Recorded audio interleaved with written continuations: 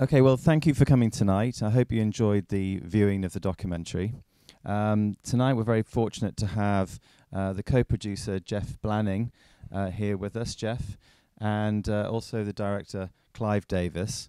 Actually, we were supposed to have Steve Baker, MP, who's a well-known sound money advocate tonight, but unfortunately, voting in the House of Commons, the schedule meant that suddenly he wasn't unable to make it. So maybe next time.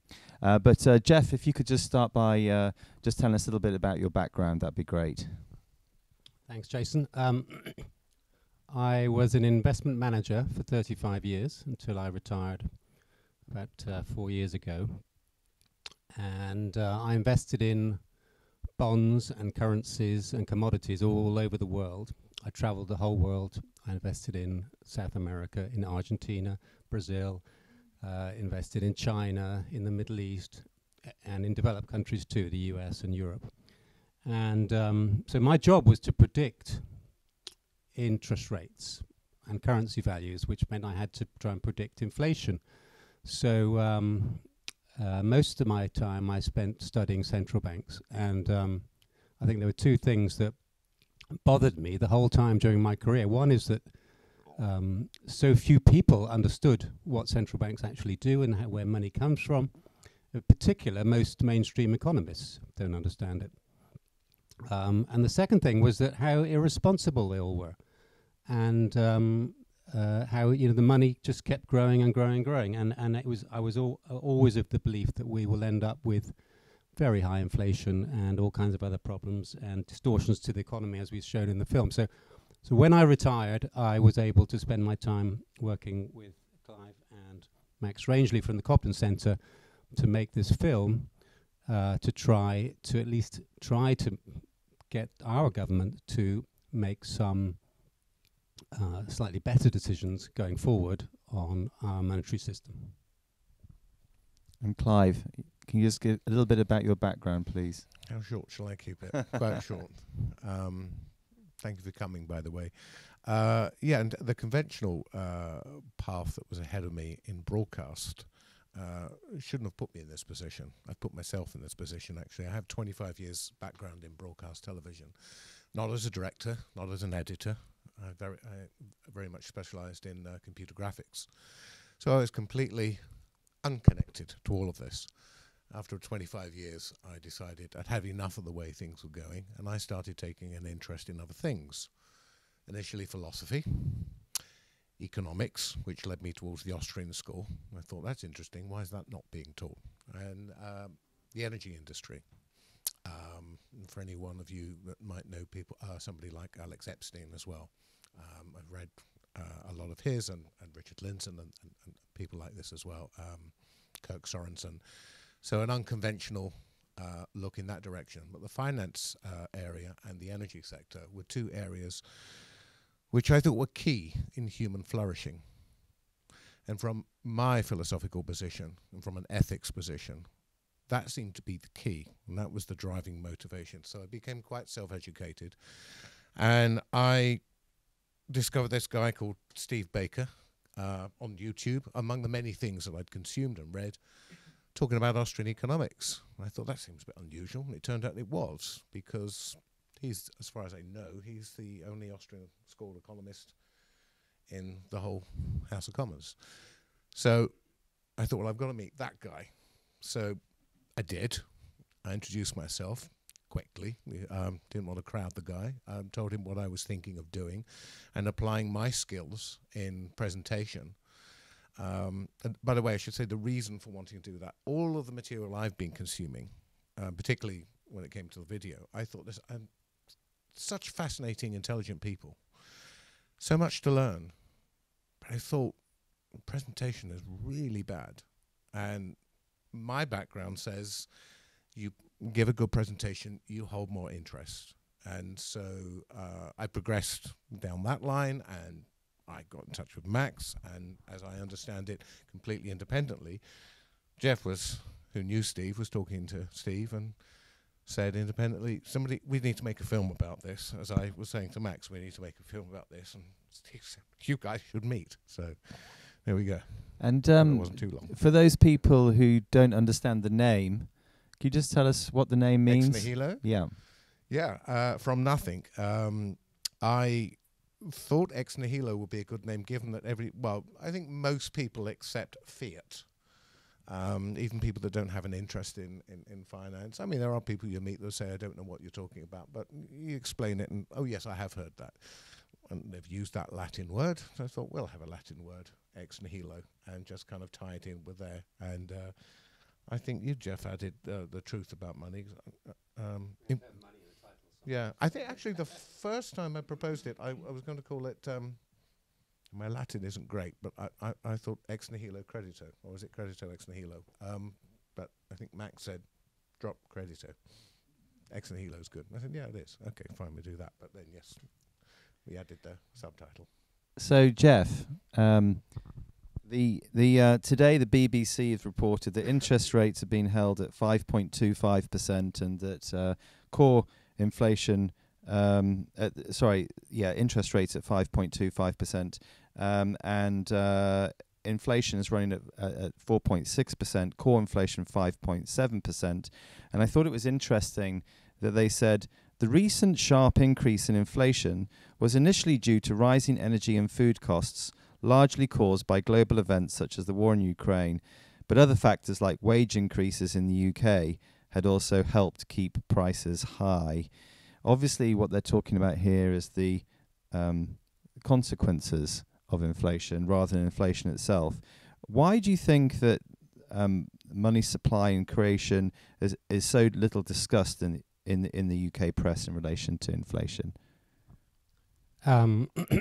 Yes, good question. I mean, it's barely discussed at all, is the truth, and there are a number of reasons. I think the first one is that most mainstream economists today, including particularly those at the Bank of England, don't include money in their economic models. So in their Keynesian economic models, money is not a factor. So therefore, their economic models where they're trying to predict the economy and inflation doesn't include the supply of money. So even if you were to double the supply of money, it wouldn't have any impact at all on their economic models. So that's the first reason. There's a problem with modern economics, and that's what we try and show in the film, that Austrian economic thinkers have something to say. I think the second thing is that it suits them very well to not talk about money, because I mean the recent inflation we had in the UK and the US and Europe, where we had inflation up 10, 11, 12% in the UK a year or so ago, that was the most predictable inflation in our history. The Bank of England printed so much money during the pandemic, and the Federal Reserve in the US did as well, that it was inevitable that we were going to have a big spike in inflation. And then, of course, the war came along, and that obviously it was a factor causing oil prices to rise and gas prices and so on. So that added to it, but it was happening anyway. And but it's very convenient for the Bank of England to say, inflation is due to other things. As Daniel Hannan said in the film, it's due to weather, or in this case due to the war, and so on. So it's very convenient, and because it's their job to control inflation, and it's very good for them to blame it on someone else. Yeah, I mean, when Glint launched into the US in 2019, there was a established commentator said to me, "Well, Jason, Glint is benefiting itself from this system because it's allowing you to be able to raise money to build the technology behind Glint." And I did say to him, "Well, I didn't have the problem to solve. I really, really would rather be doing something else." I really didn't, but unfortunately, we have to create a solution for it. As Steve has said, create a bottom-up return to sound money. That's what we're trying to do with Glint. But I think that obviously there's just huge parts of society that are completely invested in this system. It's very easy for me to go and get a mortgage. But for others, it's not so easy. I was born in the northeast of England, And there isn't as much wealth as there is down here in London, because we are as residents of London already and working in London, especially from the financial system, you're already benefiting from that Cantillon effect that was discussed in the film. And of course, the wealthier you are, the more you benefit from it. I don't think it's any surprise that 3 or 4 people in the United States own more than the bottom 50%, and they've been able to borrow huge amounts of money. In fact, in some parts of the world, when interest rates were negative, they were paying companies to take money off them, weren't they? So we're kind of up against a bit of a challenge there. Absolutely. I mean, there are 3 main things we tried to show in the film. There are 3 main sectors that benefit the most from this easy money. The first one is the government, because the government is able to borrow so much. I mean, all our governments borrowed so much during the pandemic at virtually 0 interest rates. It was shocking. And then the financial sector. So, I mean, I worked in the financial sector, so I clearly benefited from that throughout my career. I don't deny that. But it's crazy how much the financial sector dominates our economy in the UK in particular. And that doesn't have to be like that. And the third sector is obviously the real estate sector. So, most of the banks lend mostly for mortgages. So therefore, anyone working in real estate has benefited massively. And again, those 3 sectors are hugely overblown, overinflated. And one day we'll have a different monetary system, and all 3 sectors will be much smaller, is my prediction.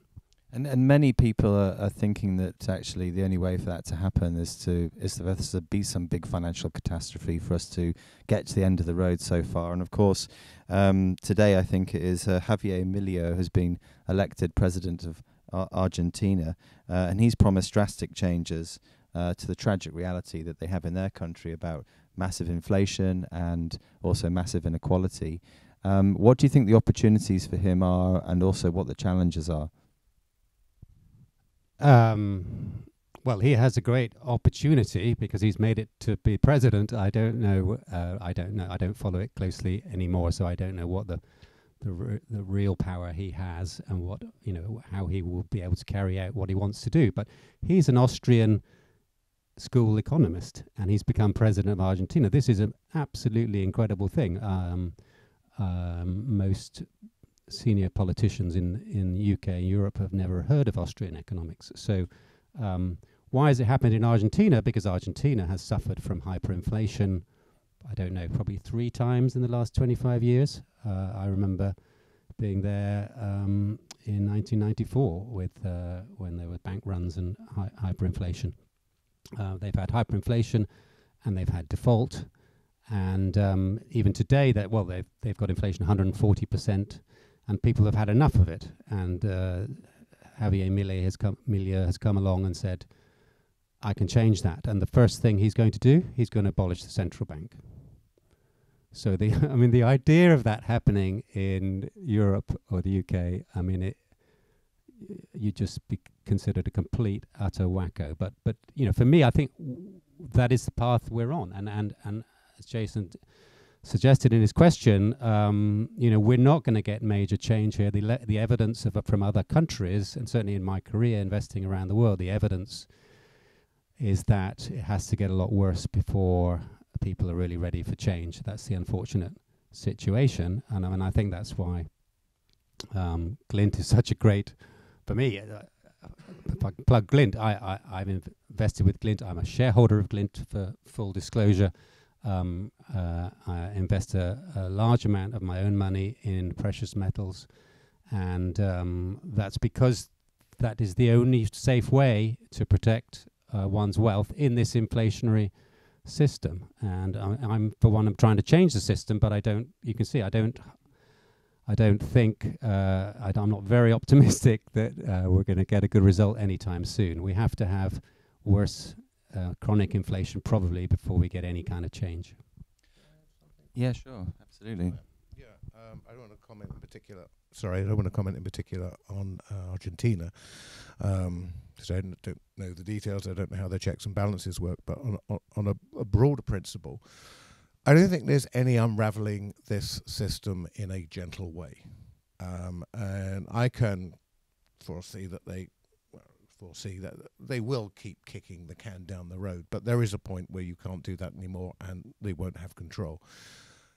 I think one of the purposes of the film, a key purpose, is also, I think, to have people have a broader part of the public to have an understanding of what's going on. The reason I think that's key is because when this system does unravel, the wrong voices will be coming forward and blaming the wrong things. And the broader the understanding is, the better. If I can just give one very small anecdote, and I know this is just an anecdote and I'm not offering it as evidence, but I have a friend of mine, a dear friend I've known for a long time, and let's say, for want of a better term, very much on the left. Okay, we have very friendly arguments all of the time. He watched the film, he knew I'd been working on it, and he came back and said, I'm very persuaded by the free market setting of interest rates. And to myself, I thought, I've tried to explain this to you loads of times. But I was also not surprised. There is, I believe there is a power of persuasion with focusing the mind with pictures and sound. In film, they say sound is half the picture. It is. But with that kind of presentation, the mind is focused. When somebody's talking with you, they're trying to think of what's he going to say next, and I must win this argument. And maybe they're not paying full attention, but there is something about a good presentation, I'm trying to offer this as one, that focuses the mind, they pay attention, they absorb, and hopefully it has a level of entertainment to it that keeps that going. And now they're listening.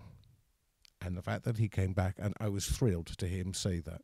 But I do think that that's it. It's the broader public trying to get some grasp so they don't buy into, I don't know, some potential claptrap that's going to arrive in the future. Yeah, and it is a bipartisan issue, and Totally. you know, it's. I think that sometimes capitalism gets the bad rap when actually it's the blood on which, or the fuel on which it runs, i.e. money, which is the problem, not the system. I hate that term crony capitalism because it's just cronyism. Take the capitalism out of it. There's nothing capitalistic about it. It is cronyism. And yeah, people have got a completely wrong grasp of what capitalism is. So obviously what Glint's doing is creating this bottom-up return to sound money. But what I found really interesting in the United States is they have this thing called the Constitution. And I think it's, I don't know, in the Constitution they say that any state may make or receive payments in gold, silver or dollars. And actually because of the groundswell of interest in the monetary system and the problems about inflation and the concerns around the huge amounts of debt and money printing, actually local states are actually getting quite interested in this. This is becoming an electoral issue, and they're not asking for, you know, for the government or the central banks to change their policy, because as you've said, there's lots of too many interested parties who either don't want it to happen or just aren't motivated for it to happen.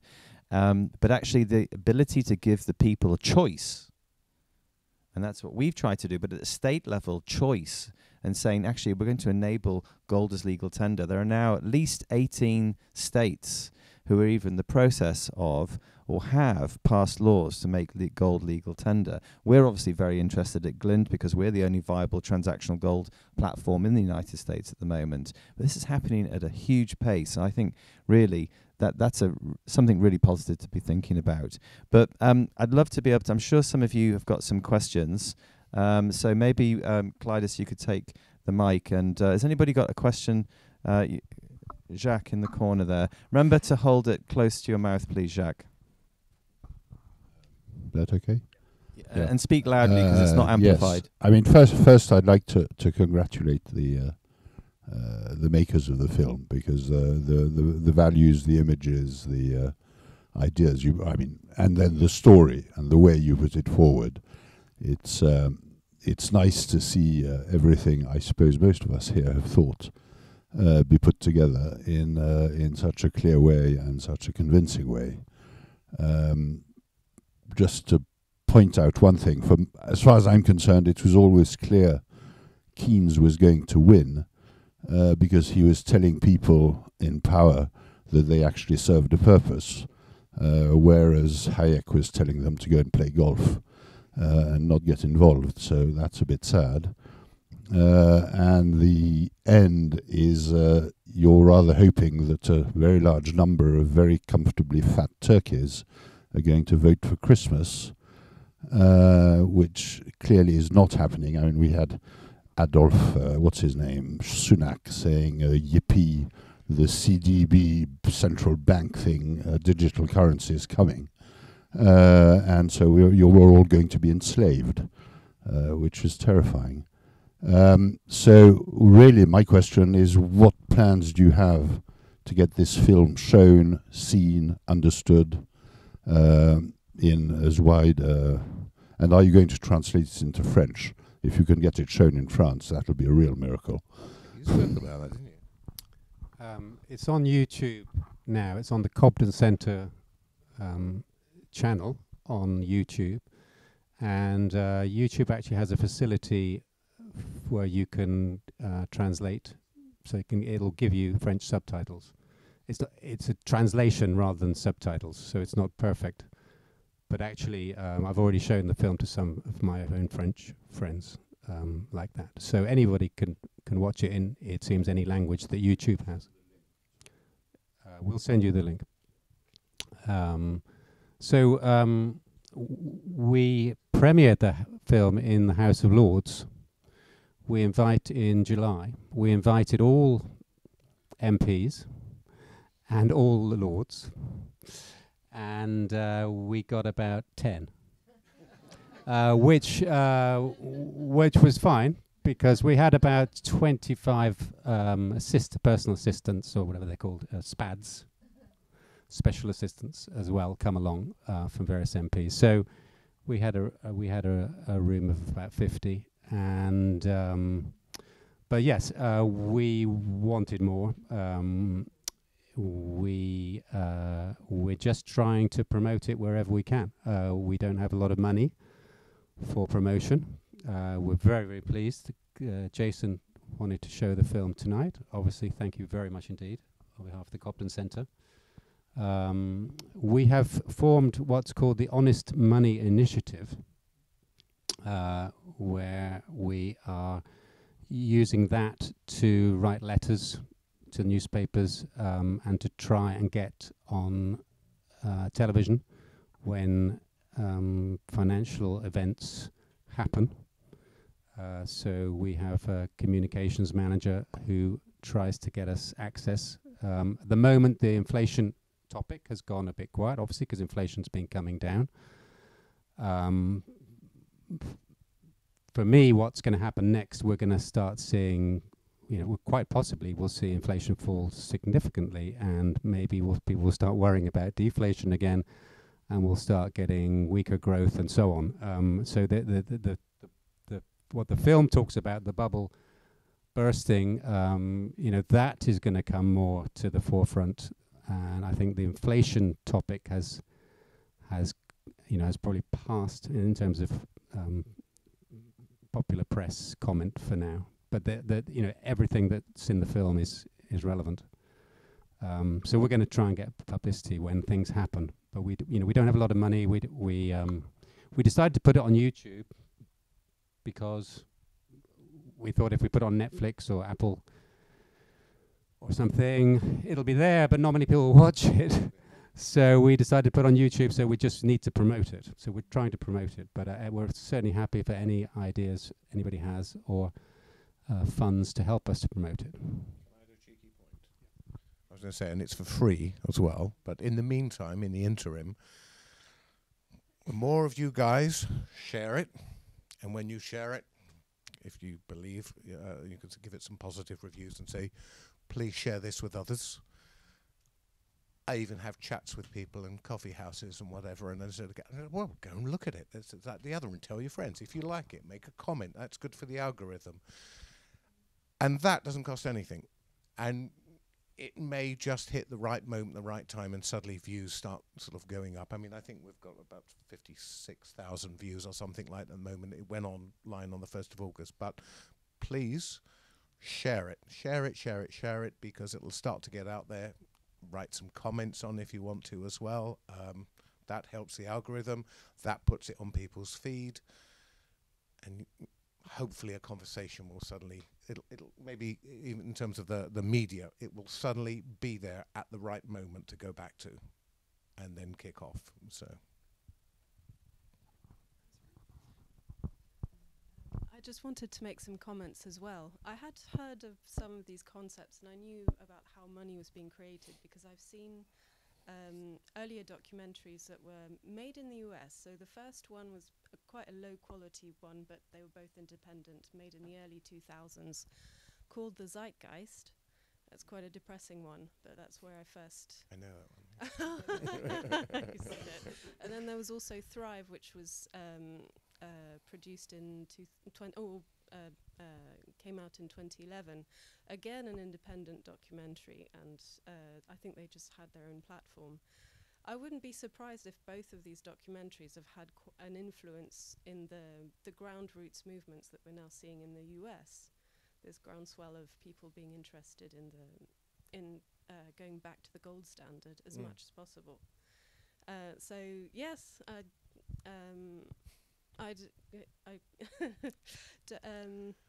don't underestimate the power of sharing and ground roots. So I think. Thank you.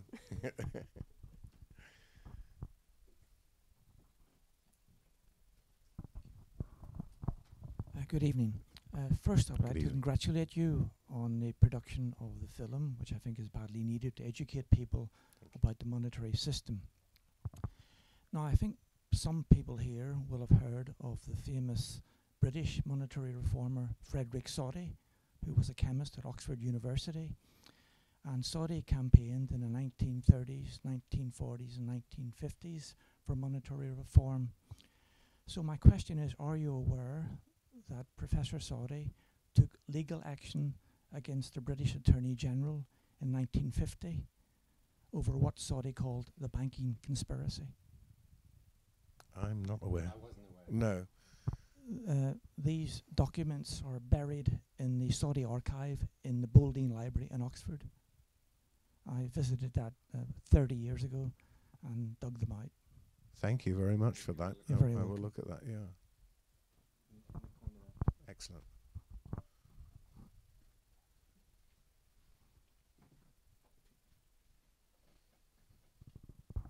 Thank you. Good evening. Just like to offer my congratulations also on the making of what I thought was an excellent documentary. Thank you very much. And I find there's so much information in there that I'm just not able to absorb it, and I will certainly need to watch it again and again and possibly again in order to get the full value of what you have put into it. So thank you.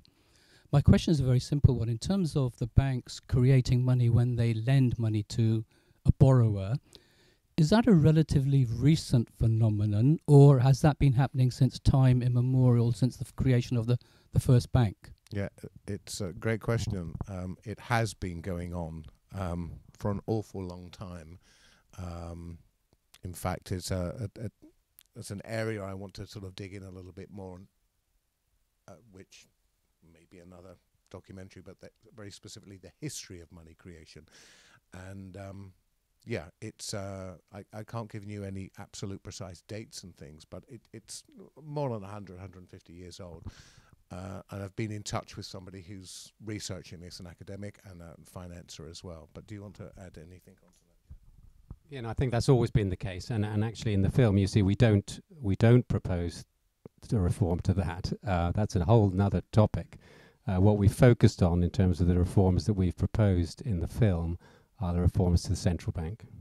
So to restrict the central bank from printing money, and to restrict the central bank from actually setting interest rates. Those are the two things that we think are potentially achievable at some point down the road.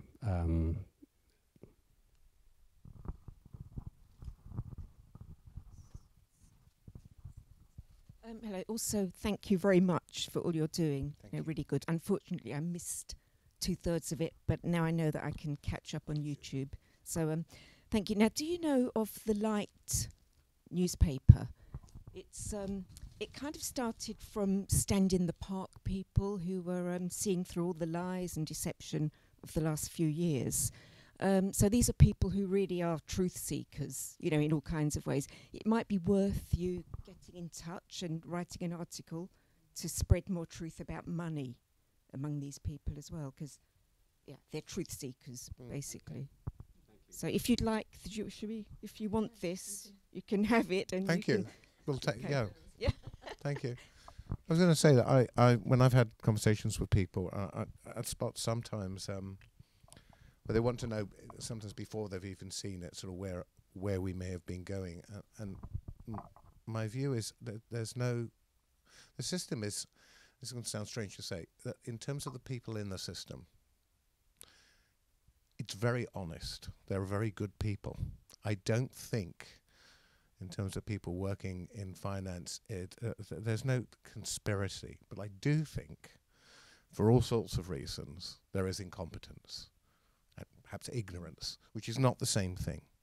And certainly if you speak to people in banking that haven't even thought about money creation or the connection, or as I think Colin Lloyd pointed out, and other who's in the film, and other people, that there's a whole, in fact, you've said this yourself, Geoff, that there's a whole generation now of people in the city, for example, that have no idea of what it was like with other interest rates. They just, they're behaving, would it be fair to say they're behaving as if it's going to be like this forever. And but I think there's more incompetence, a bit of ignorance or something. I don't think there's any grand conspiracy, or there's no big corruption. There's no wizard behind the curtain. That's not how I see it. But I do think we need educating, and broadly and within the system itself. Would you say that's a fair? Yes, I think so. We need education. That's what we need. Most people I worked with in my career don't understand how it works. They don't understand where the money comes from. They don't understand that the money supply is growing, doubling every decade and so on. They never think about it, and so therefore they don't think where it will end. And of course, just recently, U.S. Treasury bond auctions have had a bit of trouble, I think, actually getting done, haven't they? Which is starting to show that there are definitely, the stresses are starting to become too big. Absolutely, that's because the U.S. government debt has grown so massively, as our debt in the UK has, and because interest rates are going up, people are less. So therefore, bond prices are going down. People are less inclined to buy those bonds. But also, the central bank isn't printing money anymore. So a lot of those bonds were bought in the last few years in the US, by the Federal Reserve, in the UK, by the Bank of England. The Bank of England bought a total of £900 billion of bonds out of a total of 3 trillion. 2 trillion, our debt, right? Our debt is 2.5 trillion now in the UK. 900 billion of that was bought by the Bank of England printing money. So they've stopped printing. In fact, they're taking money out now. They're doing the reverse, which is a very dangerous situation as well. And that's what I was saying. I think what we're going to see is quite a sharp reversal from what we've seen the last couple of years.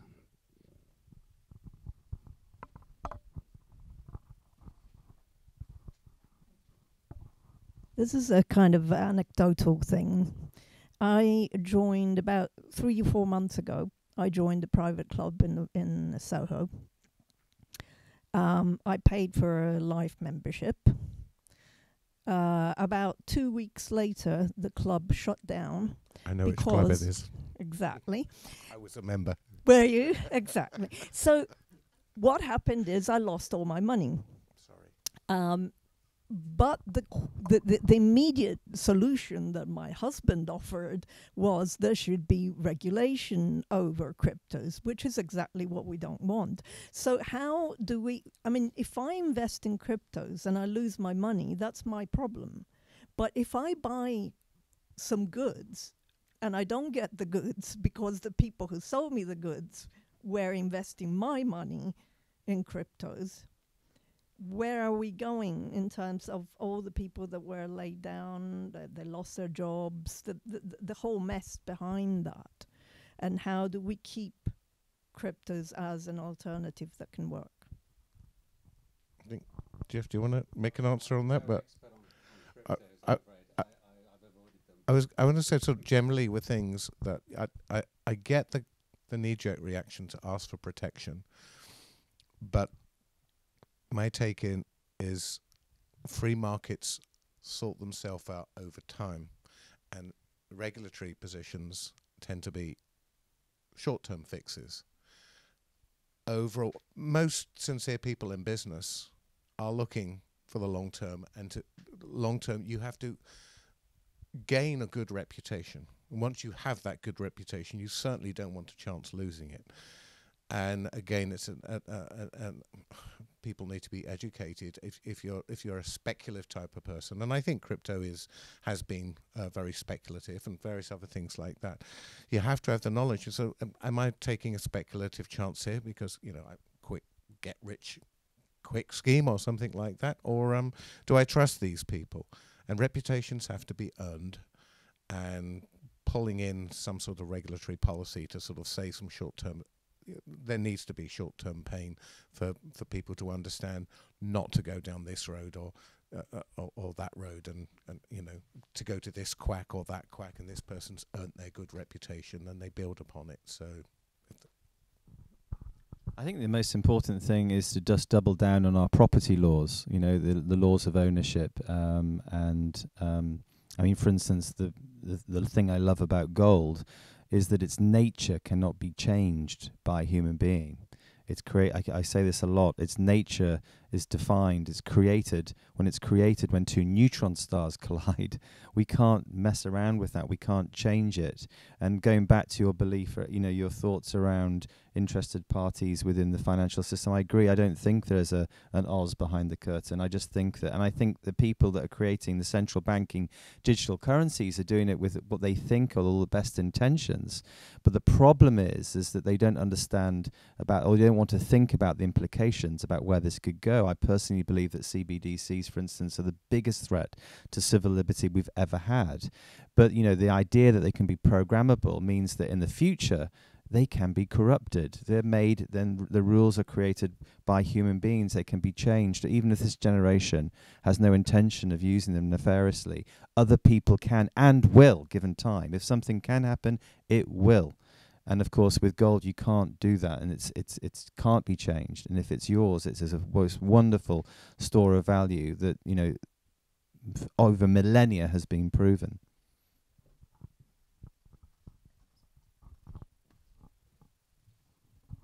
Yes, thanks as well from me for your interesting film. It's very thought-provoking, and the idea that that we sort of encourage the short-term interest rates to be set by the market, not by central banks, is really interesting, because of course long-term rates are set by the markets through the bond markets. Although of course with QE coming in the last 10 years, that's been manipulated as well. My question to the panel, though, is are the gold markets manipulated? Given the amount of QE or money printing that's been going on for decades, I've read commentary suggesting that gold market should be, between $5,000 and $10,000. Have you got any experience or evidence or ideas about if it is being manipulated, by who?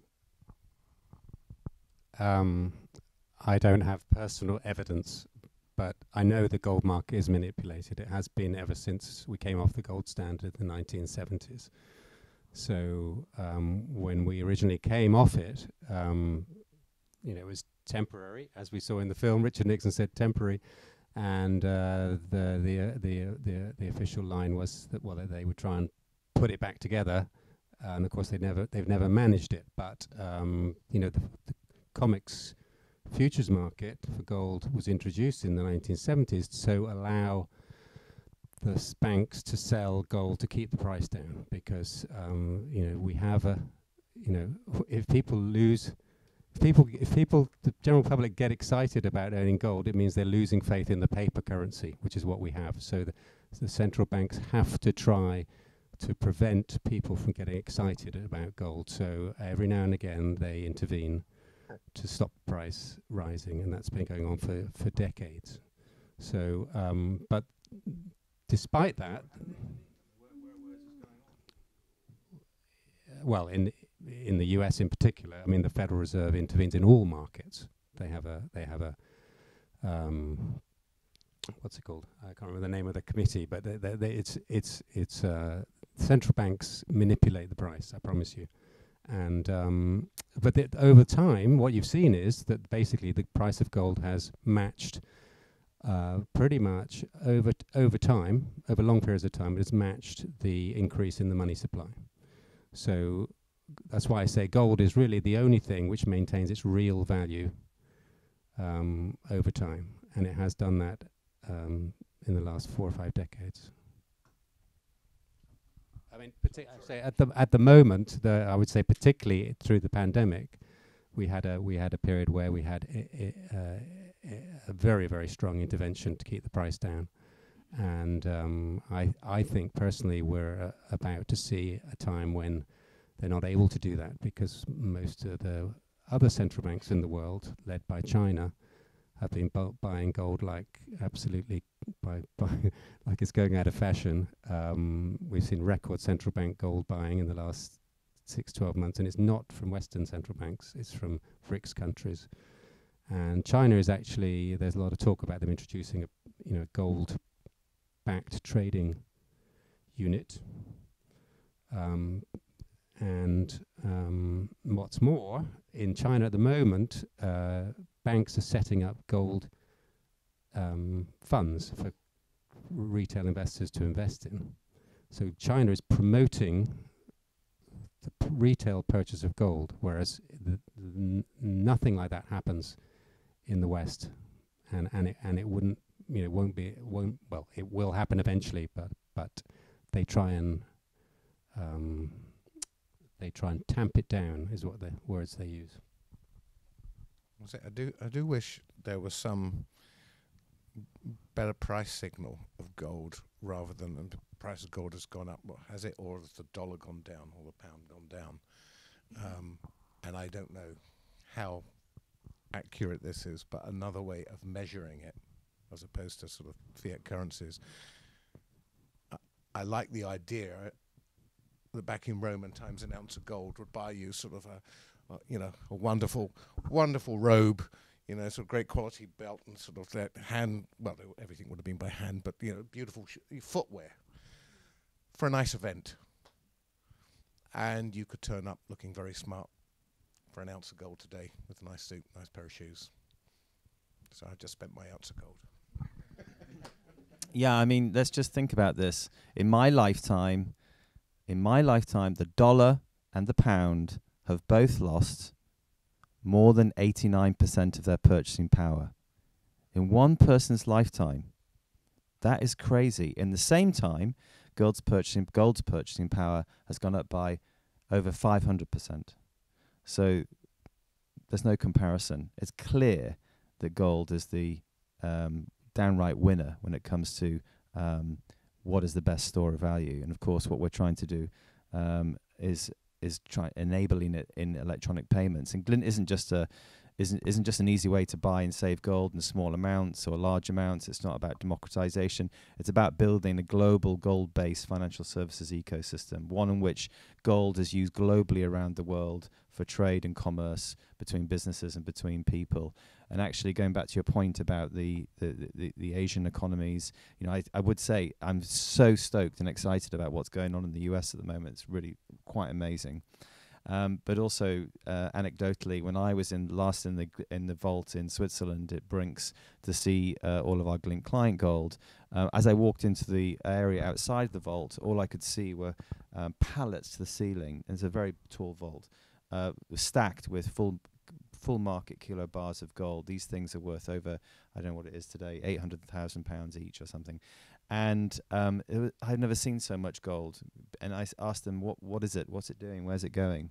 They said, for the last 6 or 7 months, all we've done is ship Swiss refined gold to China. And it's under the airport. It's just coming, it's been refined, and it's going straight out the door to China. So some countries definitely are getting behind that. So it's, yeah. Any more questions? We've got time, I think, for maybe 2 more questions, 1 or 2, depending on the complexity of them. Sorry, this, and then the gentleman, and then we'll have you at the end. Right. I'll try to be concise. Do you know how cryptocurrency is made? Do we know? Yes. Well, this is a cautionary tale, and of course I don't claim to be an expert. But going back to the cryptocurrencies, when I had a trip to Georgia over the summer with my choir, and we went to a region of Georgia which is called Svaneti. It's in the Caucasus Mountains, and it's quite isolated during the winter. It's not a touristic region. Most of the people who live there are farmers or villagers. It's so they don't have huge electricity needs. There isn't much industry there. So I think several decades back, a big dam was built in the region, which supplies all the electricity for this region. And I think the electricity is either highly subsidized or free. So on one of the days we were there, we were staying in a small village. One of the days we were there, we went to the main town in the area, and part of the buildings on the main square had been completely burnt down. There was just the facade missing, just the facade left, and you could see all the flames that had burnt the sides of the walls. And it was a shock, because I'd never seen a site that had been so badly burnt down. So and also we'd been experiencing power cuts. So it's the summer, it's not a huge deal, it's quite warm, but still, without light or hot water for a couple of days, it gets frustrating. So the next day, I think we were staying with the Cemgaliani sisters, and one of them explained that people had been buying properties, obviously had been buying empty properties in the region to install servers.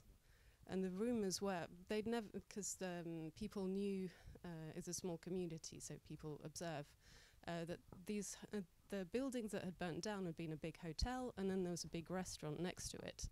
That for months there had never been anybody going in or out, so they'd just been bought and filled up with servers. And obviously at some point there'd been a short circuit and the whole thing had gone up in flames. So I'm sure some of you know, blockchain technology, when you're mining cryptocurrencies, the more units of cryptocurrency have been mined, the more server power it takes to mine more and more. So in an age where we're being asked to be more and more efficient with our use of power, how wise is it to really go into cryptocurrency? Anyway, it's just a cautionary tale, but obviously digital currencies will be a part of our future, but I think there's a lot of that needs to be thought out a bit more, I think. Yeah, I mean, I think that I relate to the reasons why people have wanted to develop cryptocurrencies. It's the same kind of mission or vision. I mean, Glint has a vision of a world where everyone has an equal opportunity to prosper. And we're doing that by delivering a reliable form of money, in our case, gold-based, to the world. And it's not dissimilar to, some of the people who are developing the cryptocurrencies. But I think that, I can't stand it when people say that Bitcoin is gold 2.0, that you can't use gold in transactions. It's like I paid for my car here, I paid for this equipment with gold. Anywhere in the world I go, I pay with gold. So that's a nonsense. And of course, the cryptocurrency world is creating just as many new oligarchs to replace the old oligarchs, because those who got involved originally, they've done very well out of it, etc. There's energy problems. There's all kinds of issues, really, and fundamentally, right at the bottom of it, I feel that its nature can be changed. If more than 51% of the miners decide that they want to, they can change them. So even if that's not posing a problem now, I think in the future it could do. But yeah.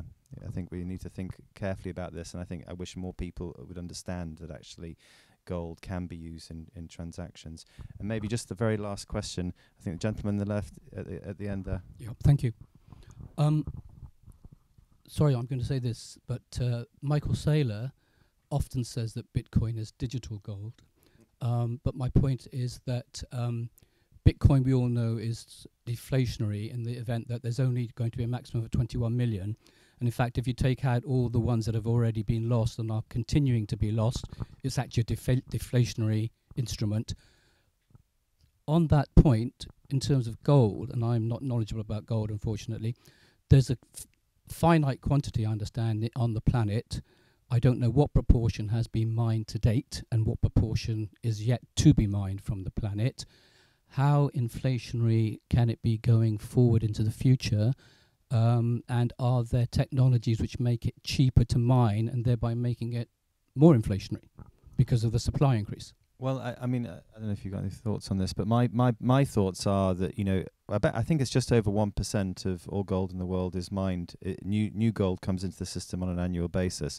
And of course, they're having to develop lots of new technology that's helping that happen, because of course, it's getting harder and harder to find the gold. So it has a, you know, Bitcoin, and people have tried to model that with what they're doing digitally, with what actually happens in real life with gold.